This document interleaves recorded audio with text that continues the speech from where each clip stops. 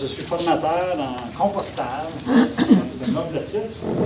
C'est pas mon métier de base, mais moi je fais ça parce que je vois ça comme une passion pour moi. D'abord, je vous souhaite la bienvenue, puis je veux vous féliciter d'être ici. Et en même temps, féliciter votre municipalité parce que vraiment, votre municipalité vous offre une très bonne opportunité, à moindre coût, pour faire du compostage. Il n'y a pas beaucoup de municipalités qui font ça. Il y en a, moi j'en connais peut-être sur 40, j'en connais deux. Saint-Jérôme et un autre. Puis donc, ça pouvait nous parler, c'est à peu près ce que nous dirait, faites attention. Okay? Des fois, les gens vont me dire, c'est important de sauver la planète, il faut sauver la planète. Moi je dis, on n'a pas besoin de sauver la planète, elle peut très bien se sauver elle-même. C'est nous qu'il faut sauver. Il faut être prétentieux pour penser sauver la planète.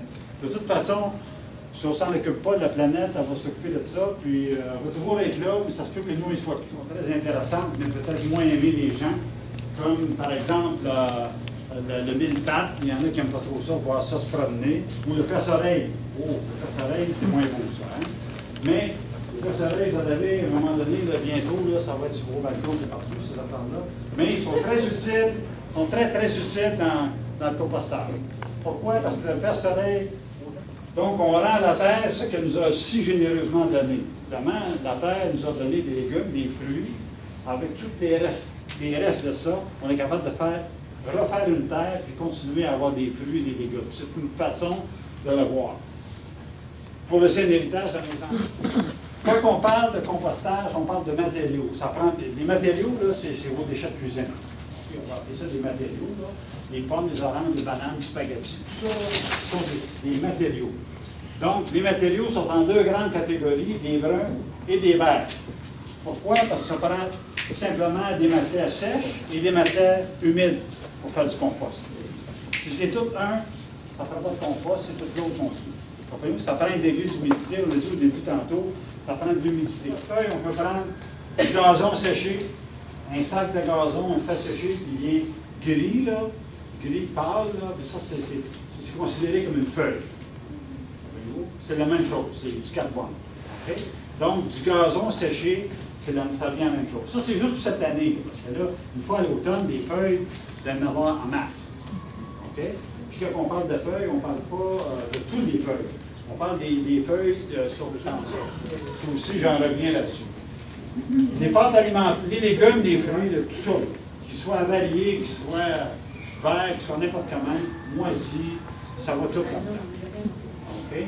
On parle des pâtes alimentaires, évidemment, le spaghetti, tout ça, mais sans viande. Okay? Évidemment, on remue ça régulièrement, c'est-à-dire à tous les 7 à 10 jours. Il n'y a pas rien de religieux là-dedans. Si ce n'est pas 7 jours, tout tombe à l'eau, c'est pas ça. Il faut le faire à 5 jours, à 7 jours, à 10 jours, si vous voulez. Et faites-le pas une fois par mois. Là.